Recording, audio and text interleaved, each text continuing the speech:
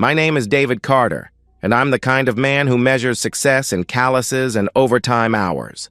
43 years old, 15 years married, 2 kids, and a lifetime of honest work that never made the evening news, but always made the mortgage payment. I supervise the night shift at Brennan Logistics, a warehouse on the industrial edge of Columbus, where 18-wheelers dock like metal whales and we gut them of their cargo until dawn breaks over the loading bays. I met Melissa 17 years ago in a campus coffee shop near Ohio State.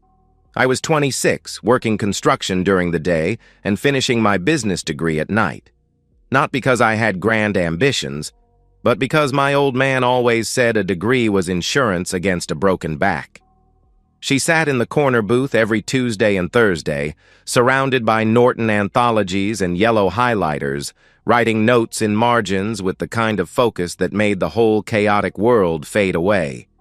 Beautiful in that natural way that didn't need explanation or enhancement. Brown hair that caught the afternoon light, green eyes that actually saw you when she looked up from her books. "You're blocking my light," she'd said when I finally worked up the nerve to approach her table. "Sorry, I'd stepped aside, feeling like an idiot in my paint-stained jeans and work boots. "I'm kidding," she replied with a smile that made something in my chest reorganize itself permanently. "Sit down. You look like you need coffee more than I do." We married 2 years later in her parents' backyard. Nothing fancy, just family, a few friends, and promises we thought we understood. By then, I'd moved from construction to the warehouse, starting on the floor, learning every position from unloading to inventory to dispatch. Melissa taught high school English for a few years before our son Jake arrived, followed by our daughter Emma 2 years later. After Emma's birth, we did the math and realized daycare would eat most of Melissa's salary, so she stayed home. Made sense at the time. Made sense for 15 years. Our house sits on Maple Grove Drive, a street of similar 2 stories with attached garages and lawns that turn brown every August no matter how much you water them. 3 bedrooms, 2.5 baths, a mortgage that'll be paid off when I'm 62 if everything goes right. The kitchen table came from Melissa's grandmother, solid oak that survived 3 moves and countless family dinners. That table held birthday cakes and homework assignments, tax returns, and Christmas cards. Jake carved his initials under the edge when he was 7, thinking we wouldn't notice. Emma spilled nail polish on one corner that left a permanent pink stain shaped like a butterfly. Every morning for 15 years, I'd wake at 5 a.m. for the day shift or 5 p.m. for the night shift, and Melissa would have coffee ready. Black, 2 sugars, in the Ohio State mug Jake bought me for Father's Day when he was 10.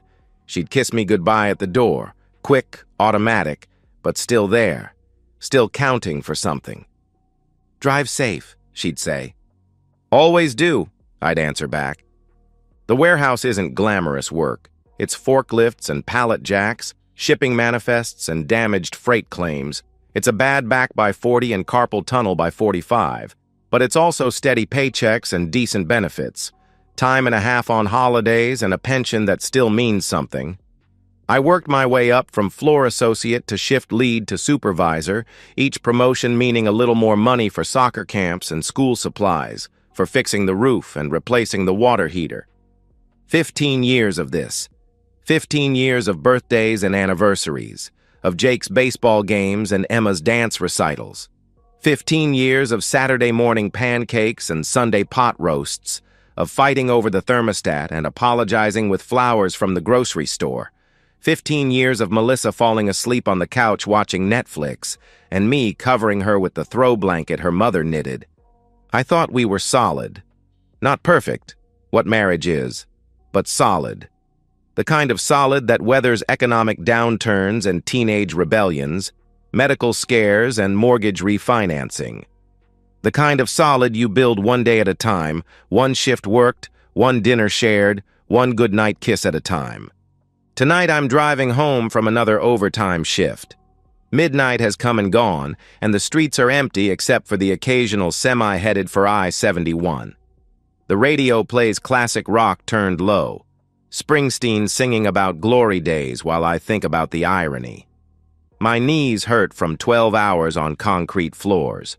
My head throbs from dealing with a shipping error that sent half our electronics inventory to Dayton instead of Detroit. But I'm heading home. To my wife, to my kids, to the life I've spent every waking hour building and maintaining. The house is dark when I pull into the driveway.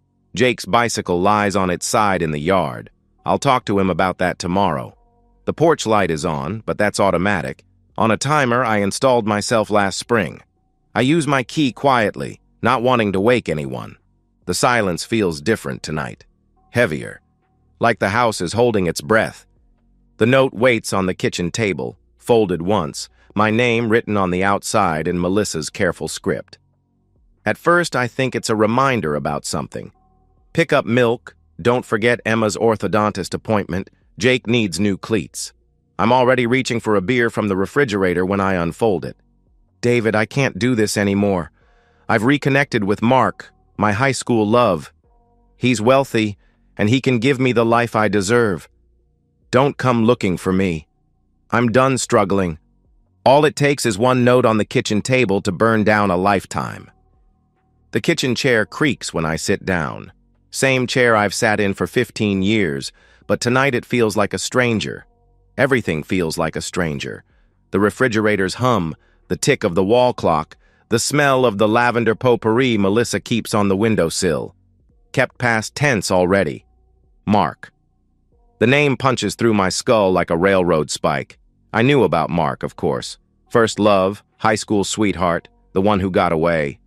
Every marriage has those ghosts. Melissa mentioned him maybe 3 times in 15 years, always in passing, always with that little laugh that meant the subject was closed. His family had money, real money, not warehouse supervisor money. Last I heard, which was years ago, he'd inherited his father's manufacturing business up in Cleveland. He can give me the life I deserve. What life was that exactly? The life where someone else makes Emma's Halloween costumes by hand? Where someone else sits through Jake's rain-delayed baseball games?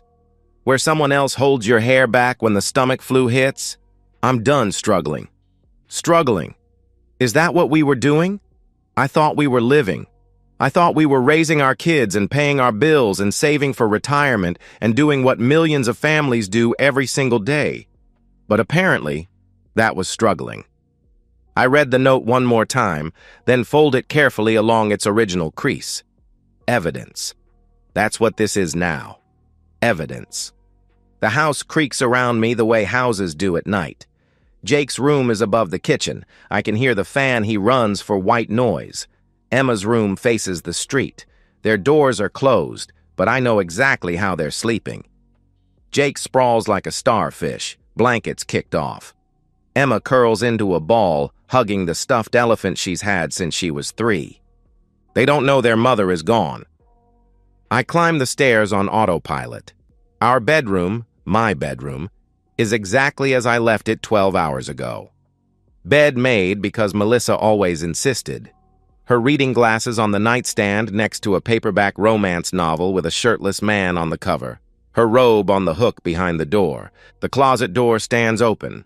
Half the hangers are empty. She took her favorites, the dresses she wore to parent-teacher conferences, the blouses she said made her feel confident.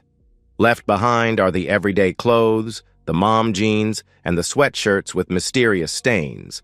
The practical shoes remain, the heels are gone. Her jewelry box sits empty on the dresser.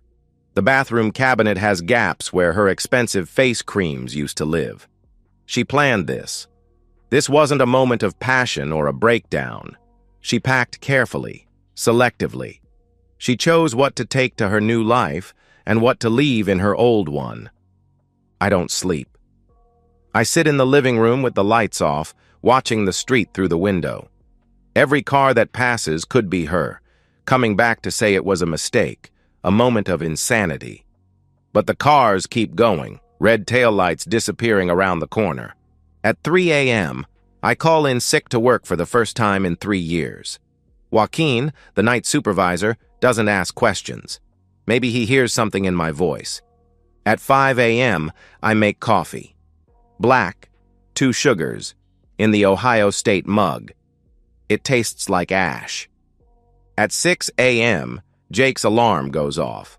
I hear him shower, dress, stumble downstairs expecting to find his mother making breakfast. He stops in the doorway when he sees me at the kitchen table. "Dad? Why aren't you at work?" he asked. "Sit down, son," I replied. The confusion on his face shifted to concern.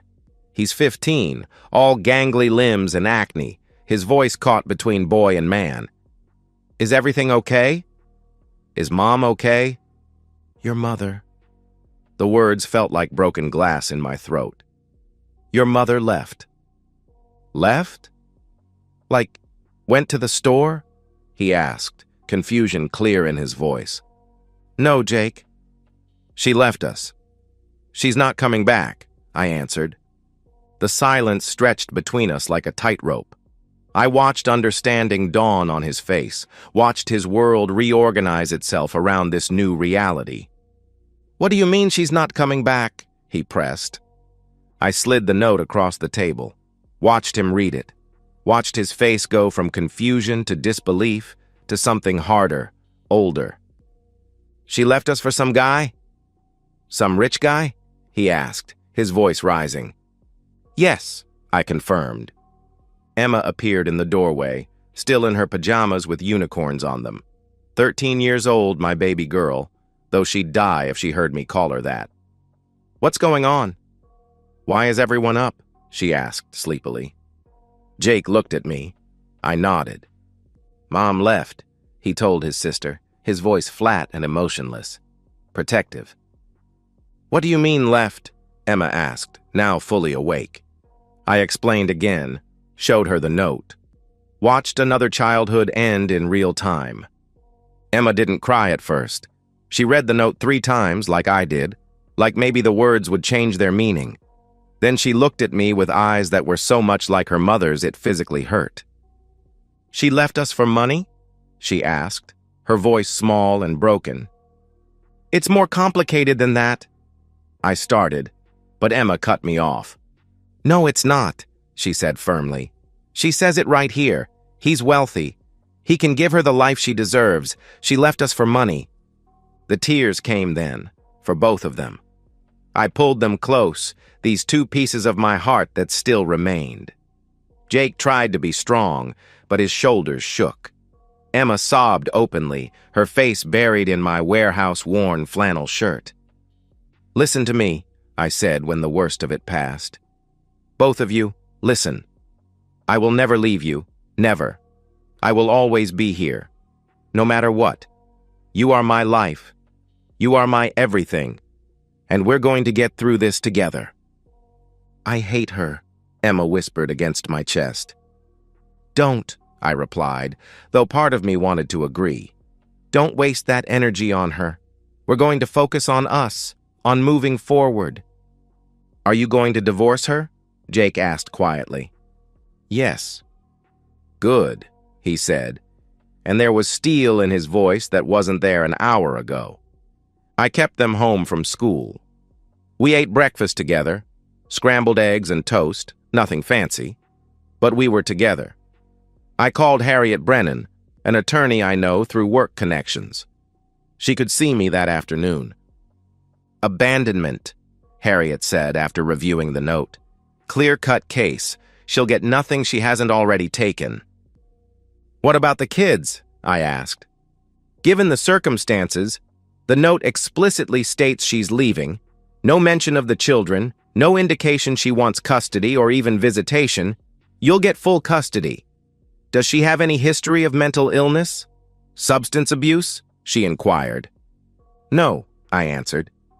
"Previous affairs?" she continued. "Not that I know of." "Well, she has one now," Harriet observed grimly. "We'll file immediately. If she doesn't contest, and based on this note, I don't think she will, it could be finalized in a matter of months." That night, I burned Melissa's note in the fireplace. Jake and Emma watched the paper curl and blacken. "She's not going to hurt us again," I told them firmly. "I promise you that." As the flames died, I thought, We built something she could never destroy, and she'll never be part of it again. 4 years, 1,460 days. That's how long it's been since Melissa traded our family for whatever Mark was selling. 4 years of double shifts and single parenting, of being two people at once, of learning that exhaustion has depths I never imagined existed. The morning after the note, I rebuilt our life from scratch. New routines, new rules, new normal. I switched to day shift permanently, taking the pay cut because being home for dinner mattered more than overtime. Joaquin understood. He had his own divorce story, his own ghosts. Jake was 15 then, angry in the way that teenage boys get angry when they can't punch the thing that hurt them. He started lifting weights in the garage, channeling rage into muscle. I bought him a weight set for Christmas that first year, second-hand but solid. We worked out together sometimes, not talking, just counting reps and breathing through the burn. He made varsity football his junior year, played defensive end like he was tackling every demon that tried to follow him home. Emma was 13, and her anger was quieter, more surgical. She threw herself into her studies with the kind of focus that worried me at first, until I realized she wasn't running from something, but toward something. Straight A's every semester, honor roll, AP classes. She joined debate team and learned to argue with precision that would make lawyers nervous. "I'm never going to depend on anyone," she told me one night over calculus homework. "Ever." "That's not, Emma, it's okay to trust people," I replied gently. "People like Mom?" she shot back. I didn't have an answer for that. The logistics of single parenthood hit immediately. Who picks up Emma from debate practice when I'm at work and Jake has football? How do I be in two places at once for parent-teacher conferences? What about the girl stuff? The things fathers aren't supposed to know about but suddenly need to. Google became my co-parent. How to French braid hair. How to talk to teenage daughters about bodies. How to remove nail polish from carpet. Mrs. Kevin next door became our emergency contact. 70 years old, raised 4 kids of her own, and absolutely zero patience for self-pity. "You show up," she told me the first time I asked for her help. "That's all. You show up every day, and eventually they stop counting the days." So I showed up. Every game, every concert, every conference. I learned to sign permission slips while making breakfast, to check homework while packing lunches. I discovered that teenage girls need an infinite supply of hair ties, and teenage boys can destroy a pair of shoes in 3 weeks flat. The warehouse became my second home, but only after my kids were taken care of. I worked 6 a.m. to 2 p.m., sometimes 3 p.m. if we were slammed. Then I'd race home, shower off the warehouse dust, and transform into whoever I needed to be: chauffeur, tutor, chef, cheerleader, disciplinarian, counselor. Dinner at 5:30, no exceptions unless there was a game or practice. We ate together at the kitchen table, the same one where the note had waited, and talked about our days. Jake learned to cook because I insisted both kids know how to feed themselves. His spaghetti was terrible at first, but by senior year, he could make a lasagna that would make you cry. Emma took over the household budget as a math project that became permanent. She found coupons and deals with the enthusiasm of a treasure hunter, tracked every expense in spreadsheets that made my head spin.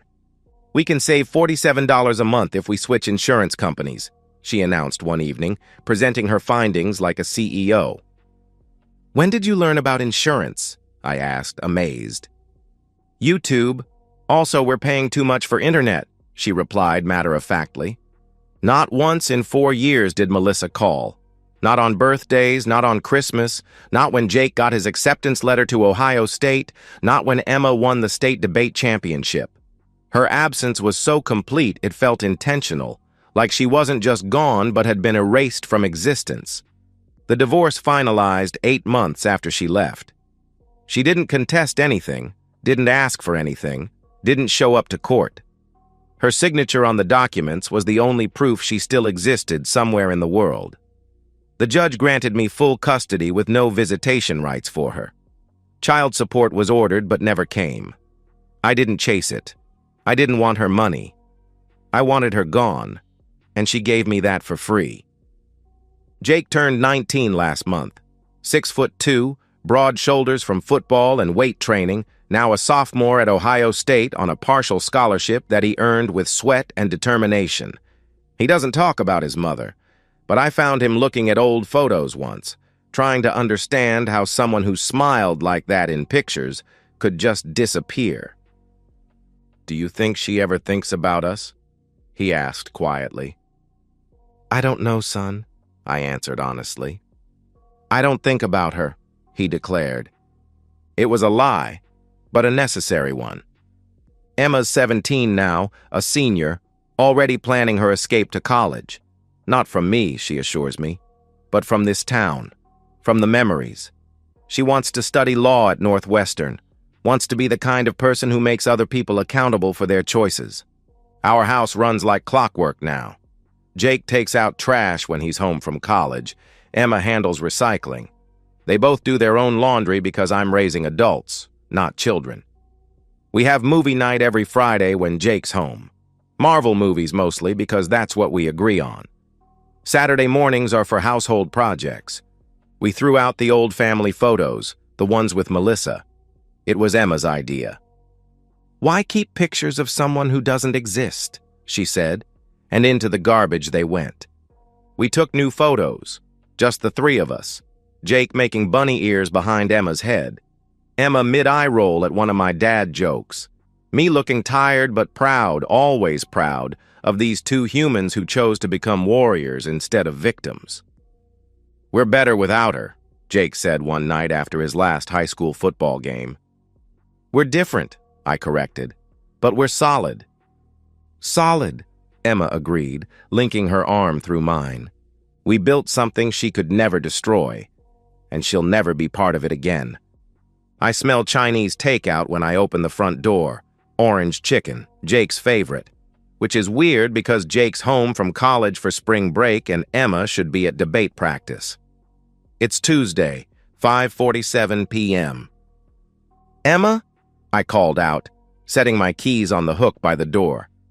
"Why aren't you at—" The words died in my throat.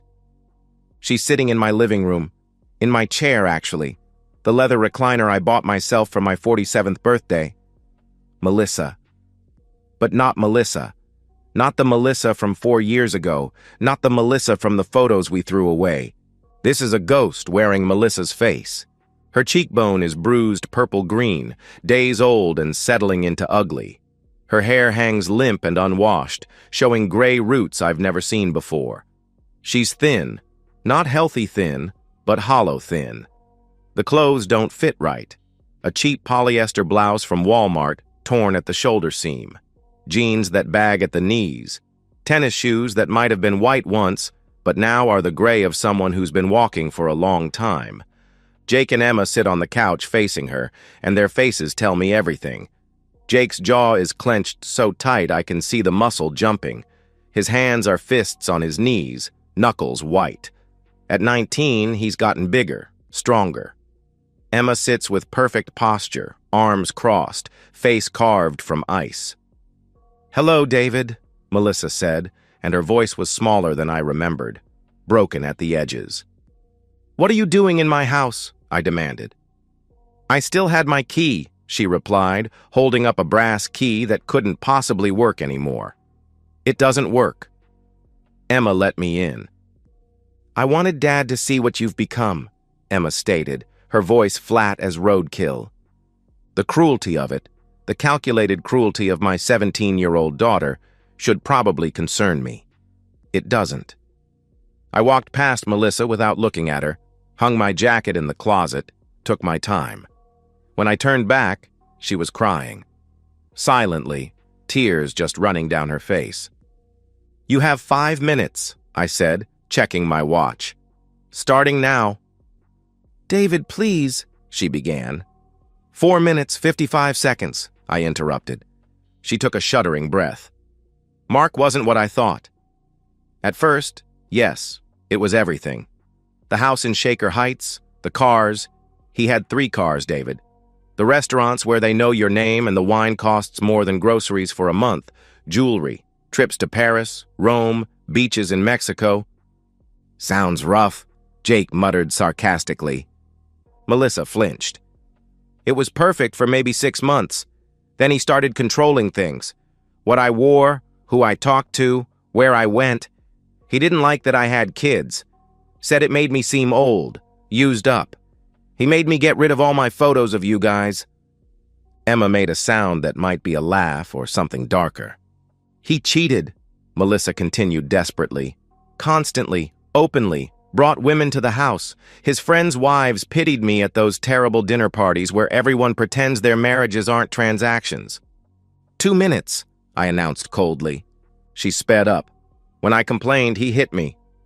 First time, he apologized, bought me a necklace worth $10,000. Second time, he said it was my fault. By the end, he was hitting me for anything. And you stayed, Emma observed with clinical detachment. I had nowhere to go. I'd burned everything down for him, and I thought I deserved it. For what I did to you, she admitted. 1 minute. Last month, he left me for a 23-year-old Instagram model. Kicked me out with nothing. The clothes, the jewelry, the car, all his. I've been living in my car for 2 weeks. It broke down yesterday. Time's up, I said firmly. David. She stood, unsteady. David, I want to come home. To you. To the kids. Please. I want my family back. The silence was absolute. Melissa, I said, calm as winter. You're not my wife anymore. The divorce was finalized years ago. You made your choice. Her face crumbled. I made a mistake. No, I cut her off. A mistake is forgetting to pick up milk. You made a choice. A deliberate, calculated choice to abandon your family for money. She turned to the kids, desperate. Please, I'm still your mom. Emma stood. Moms don't leave their kids, she replied icily. You're nothing to us, Jake added with finality. Stay gone. Melissa collapsed to her knees, sobbing. Please, I have nothing. I have nowhere to go. Not my problem, I stated, opening the door. Where will I go? She pleaded. Figure it out. We did, I answered. She stood on shaking legs and walked to the door. As she passed me, she whispered, I loved you. No, I replied firmly. You didn't. I closed the door, locked it, put the chain on. Through the window, we watched her disappear around the corner. This time there was no confusion, no betrayal, no wondering why. This time, we were the ones who chose. You okay? I asked my kids. Yeah, Jake answered. You? Yeah. Emma picked up the Chinese takeout menu. I'm thinking orange chicken for real now, she said. We ordered Chinese. We ate at the kitchen table. We didn't talk about Melissa. We talked about Jake's college courses, Emma's debate tournament, normal things. The ghost was gone, exorcised not with sympathy or rage, but with indifference, which was all she deserved. The Chinese food sat untouched on the coffee table, going cold while we processed what just happened. Jake kept flexing his hands, making fists and releasing them. Emma stared at the chair where Melissa had sat, my chair, like she was trying to burn it clean with her eyes. Should we have... Jake started, then stopped. What? I asked. Nothing. Never mind, he replied. Say it. He looked at me, and for a second, he wasn't my 6'2" college sophomore. He was my little boy who used to ask why mommy wasn't at his games. Should we have helped her? No, Emma said immediately. She made her choice. Emma's right, I agreed. But Jake, it's okay to feel conflicted. She's not our mother, Emma interrupted. She's just someone who gave birth to us. There's a difference. The doorbell rang. Through the peephole, I saw Mrs. Kevin from next door, holding a casserole dish. I saw her leave, she said when I opened the door. Figured you might not feel like cooking tonight. We ordered Chinese, I replied, but took the casserole anyway. Thank you. Mrs. Kevin looked past me to where Jake and Emma were visible. They okay? They're strong. Strength shouldn't be necessary at their age, she observed sadly. But you did good, David. You all did good. After she left, we sat back down. The chair Melissa had contaminated seemed to radiate her presence, so I dragged it to the garage. I'd sell it tomorrow. Dad, Emma said when I came back, I need to tell you something. I've been tracking her, online I mean, for about a year. Emma, I started. I needed to know if she was happy. If leaving us was worth it, she explained. And, Jake asked. She was at first. Her Facebook, she used a different name, Melissa Winters, was full of vacation photos, restaurant check-ins, designer bags. She looked like she was living her best life. When did it change? I asked. About 8 months ago. The posts got less frequent. Then 3 months ago, everything stopped. Account deactivated, she answered. That's probably when the hitting got bad, Jake said quietly. My phone buzzed. A text from an unknown number. This is Melissa. I'm at the women's shelter on 5th Street. I just wanted you to know I'm safe. I won't contact you again. I'm sorry for everything. Tell the kids I love them.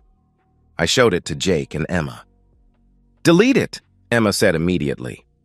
Wait, Jake interrupted. Let me. He took my phone, typed something, hit send before I could stop him. What did you say? I asked. He handed the phone back. His response was there. We know you're sorry. It doesn't change anything. This number is being blocked now. Don't try to contact us again. I blocked the number. Deleted the conversation. It was done. We finally ate the Chinese food, reheated in the microwave. Jake told us about his college courses. Emma talked about her debate topic for nationals. I'm proud of you both, I said suddenly, for who you've become. Dad, don't get weird, Emma replied, but she was smiling. I'm serious. Your mother, Melissa, leaving was the worst thing that happened to our family. But watching you two grow from it, become stronger, that's the best thing I've ever seen. We learned from the best, Jake said warmly. Later, we watched a movie, The Incredibles, Jake's choice, a family that sticks together. Dad? Emma asked during a quiet part. Yeah? Were you ever tempted to take her back? She inquired. No, not even for a second, I answered. Why not? Because she didn't just leave me. She left you two, and that's unforgivable. Jake squeezed my shoulder. Emma leaned against my other side. When they headed upstairs, I looked around at what we'd built. It's not perfect. The carpet needs replacing. There's a water stain on the ceiling. But it's ours. Hey, Dad, Jake called from upstairs. Thanks for keeping your promises. Which one? I called back. All of them, he replied. Tomorrow is Wednesday. Jake will head back to college soon. Emma has debate practice. Normal things. Family things. She made her choice 4 years ago. We made ours tonight. The door is closed. The fortress holds. 6 months have passed since that Tuesday evening when Melissa sat in my chair, the chair I sold the next day for $50. I put the money in Emma's college fund, which seemed like poetic justice, turning Melissa's last contamination into Emma's future. The news came through Mrs. Kevin. Melissa had stayed in the women's shelter for 3 weeks, then disappeared. Someone saw her at a truck stop heading west. Someone else heard she was waitressing in Indiana, living above a bar. The stories conflicted until the truth didn't matter anymore. What mattered was that she was gone. Jake's back at Ohio State for his sophomore year, calling home every Sunday like he promised. He's still playing football, majoring in engineering, dating a girl named Sarah who seems to genuinely like him for him. When he introduced us over video call, I could see something in his eyes. Trust. She reminds me of no one, he told me privately, and I understood. Sarah was nothing like Melissa. Emma's senior year is flying by. Early admission to Northwestern for pre-law, with enough scholarship money to make it work. She's student body president, still crushing debate tournaments. The house runs smoother with just Emma and me. Quieter, but smoother. We've developed our own rhythm. She cooks Tuesdays and Thursdays. I handle the other nights. Saturdays are for house projects. Sundays are for meal prep and calling Jake. You ever think about dating? Mrs. Kevin asked me last week. No time, I answered, which was partly true. Emma leaves for college soon, she pointed out. I know. Maybe someday, but not yet. The last word about Melissa came through lawyers. Mark was suing her for theft, jewelry she'd taken. The lawsuit went nowhere because she had nothing to take. Tonight, Emma's at her last high school debate tournament. State finals again. She's arguing about justice reform, about how the greatest punishment is letting people live with the consequences of their decisions. She wins, of course. Another trophy, another scholarship, another step toward her future. After, we go to Denny's, her choice, breakfast for dinner. I saw her, she said suddenly. What? Who? I asked, startled. Mom. Melissa. Last weekend at the mall, she clarified. My heart stopped. Why didn't you tell me? Because it doesn't matter. She was working at one of those kiosks, phone cases. She looked small, Emma replied calmly. Did she see you? I asked. Yeah. We made eye contact. I kept walking. She kept working. End of story. Emma showed me a blurry photo her friend took. Melissa at a mall kiosk, wearing a red polo with a name tag. She looked older, grayer, smaller indeed. Delete it, I said. Already did. Just wanted you to see. We won, Dad. We won by moving on, by being okay. And she got exactly what she deserved, Emma concluded with satisfaction. She traded love and loyalty for money and lust. When she came crawling back, bruised and broken, we gave her the only thing she deserved, the door. And that's the end of today's story. If you enjoyed it, please give this video a thumbs up and drop a comment below. Your support helps the algorithm push my content further. If you're new to the channel, don't forget to hit that subscribe button. It really helps me keep creating more stories for you. Thanks for watching, and I'll see you in the next one.